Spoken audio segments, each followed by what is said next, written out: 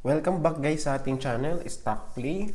At bago natin pag-usapan kung paano kumita through dividends sa stock market, ay huwag kalimutang mag-subscribe. At pakipress na din yung notification bell para palagi kayong panonotify sa mga bagong videos na i-upload natin about sa stock market. So, okay. So, para sa ating special video for this one, so, syempre, kung paano ba kikita sa dividend, ano? So, syempre, gagamitin natin, guys, yung website ni PSE Edge para malaman natin yung mga upcoming na dividends, no? Sa lahat ng stocks na nakalist sa PSE. So for this one, no, kung pupunta kayo guys sa PSE Edge, so dapat i-click nyo lang tong dividends and rates. So dito nakalist na yung mga upcoming at yung mga tapos ng mga dividends, no? So ayan, Sute, we have Ayala, GT, EEI, Petron, ayan, diba? San Miguel, Macro Asia, Max, URC, etc. At kung titignan nyo, so marami yan guys, ano? Meron tayong page 1, page 2, page 3. So ayun, kayo na bahala guys. Pero kung tayo ay gustong magkaroon ng profit dito, no? Through dividend. So syempre, we need to know the company, no? Kung ano yung gusto nating bilhin na share ng kumpanya. Then, so for the second row, so we have a type of security. So yung pinaka-common guys sa stock market, we have two, no? Two type of security. So we have common and we have preferred shares or common. So kung titignan natin dito, so ito yun guys, ano, yung sinasabi natin common share at yung preferred, ito PRF, no? Ayan, preferred shares. So ano ba guys yung pinagkaiba ng common share at preferred shares? So si preferred shares guys, ang advantage niya is mas malaki ang dividend na to, no? So for example dito kay Petron, ayan, Petron Corporation PRF 3A. So since ito ay preferred, kaya titingnan natin guys, diba malaki, 17.17825 pesos, no? So yun guys yung advantage ni preferred, no? Yun nga lang guys, ang disadvantage ni preferred ay ano? What do you think guys? So wala siyang voting right, no? Yun lang guys. Pero pagka kasi sinabing preferred share, kaya sila yung unang nakaka-receive ng dividend. So bago yung common, si preferred muna yung binibigyan ng dividend, no? Kaya may case na hindi binigyan si common pero si preferred binigyan, no? So merong mga ganong case. Kaya mas maganda kung preferred. Yun nga lang guys, si preferred ay walang voting right. So, from preferred, so si common naman guys, ang advantage, may voting right, no? Yun nga lang, ang disadvantage niya is, number 1, mas maliit yung dividend na binibigay sa kanya compare sa preferred. And yung number 2, siya yung pinakahuling binibigyan ng dividend, no? So syempre mas uunahin sila preferred share compare dito kay common. So yun guys yung pinagkaiba, no? Then for type of dividend, so we have two, no? So in terms of cash and in terms of pwede stock, ano? So depende kung ilan yung sa percentage ng stock na binili sa kanila. So kung titingnan natin dito guys, so almost puro cash naman to eh. Ayan, no? Ayan, no, cash. So meaning pera ibibigay sa atin ng mga company na to. So depende sa dividend yield, no? Then so we have dividend rate.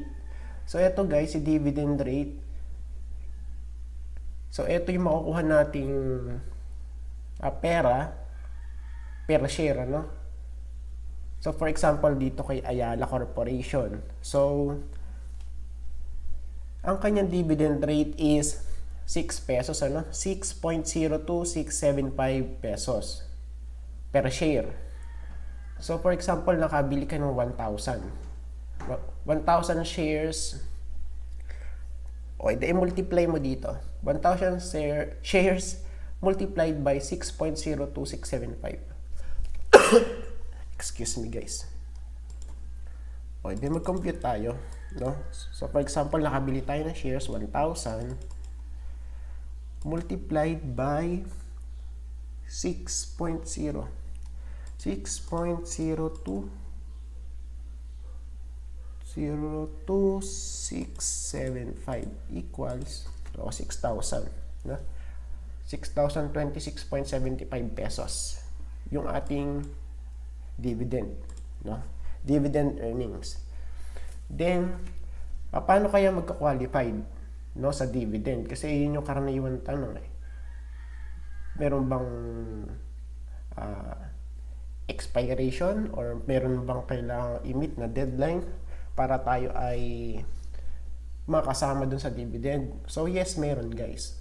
So dapat makabili tayo before the ex-dividend date. So ito yun, no, guys. So we have ex-dividend date. Ang meaning lang na to guys, dapat makabili tayo before dun sa date na binigay ng company na yon para tayo ay mapabilang dun sa mga mabibigyan ng dividend. So for example, ito si Sirtec, no? So ang kanyang ex-dividend is November 26, 2020. So medyo matagal pa to guys, no? So dapat lahat na makakabili guys before November 26 is entitled na makareceive ng dividend sa kanyang payment date. So sa payment date naman, so dito na binibigay yung mga dividend natin, no? So sa December 9 na siya magbibigay. Yan. So syempre dito, ang pinaka-last na araw na pwede tayong makabili na tayo ay magkakaroon ng dividend is yung November 25, no? Day before ng ex-dividend date. So for example, nakabili tayo sa November 26. So hindi na tayo entitled for dividend, no, sa December 9. So papasok na yun, kung i-hold mo siya, so syempre papasok na yung dividend sa next paying dividend nyo na, no? So wala kang matatanggap na dividend sa December 9 kung ikaw ay bibili ng November 26. So dapat a day before, no? Para magkaroon tayo ng dividend. So wait lang guys, magkakape muna ako.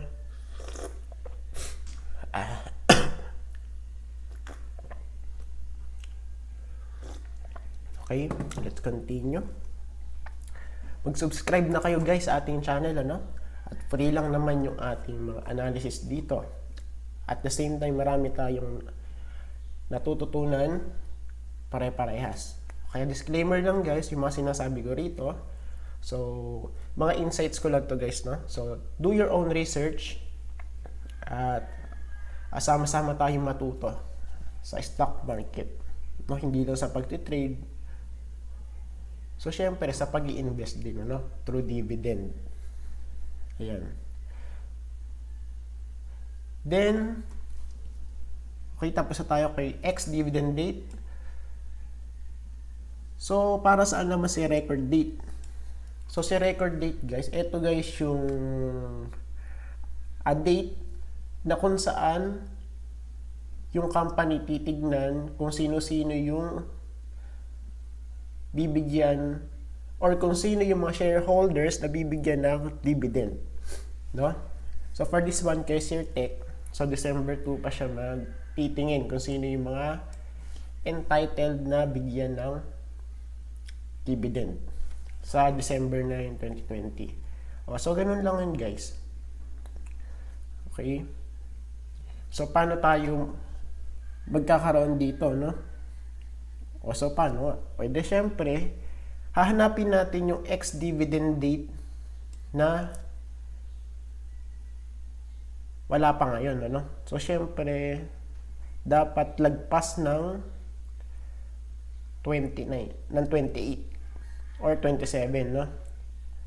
So, syempre, para ma-entitled tayo, dapat March 28 above, no?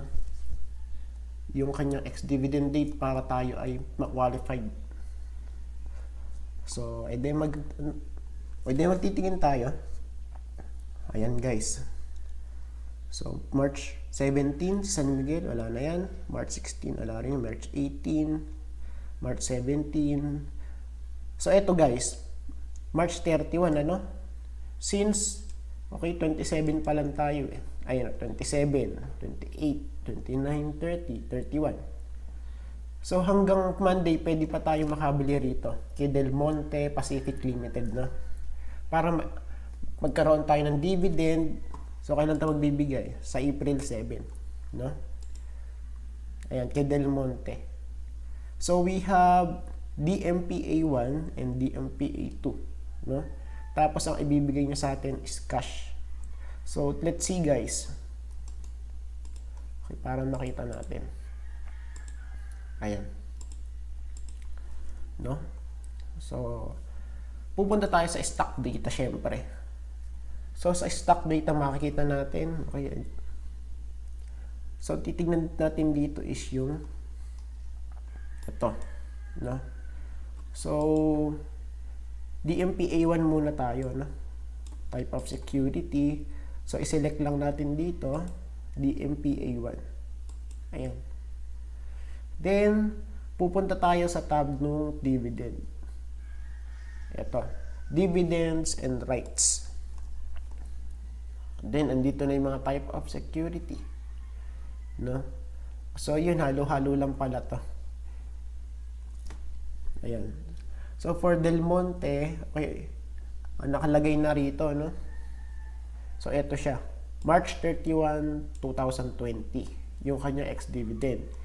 Then, per share, okay, per series A1 preference share, so we have $0.33125, no?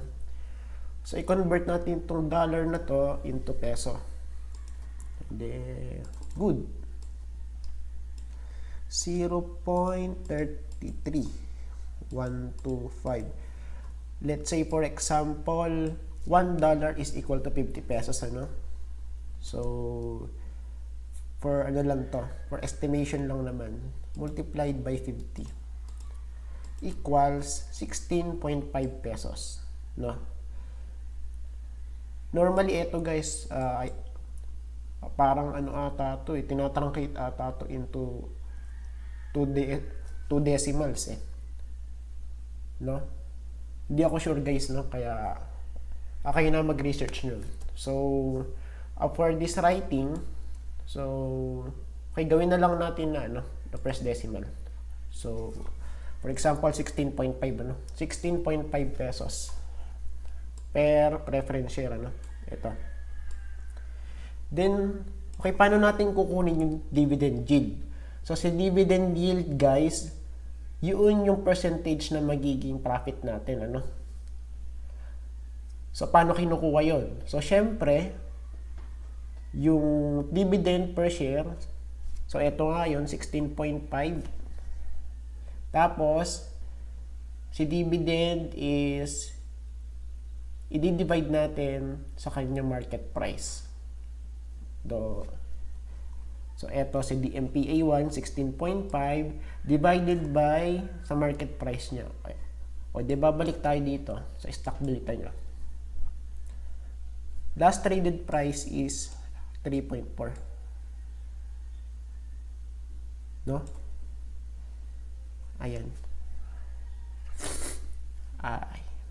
Excuse me guys. So, 16.5. So, parang hindi makatarungan to.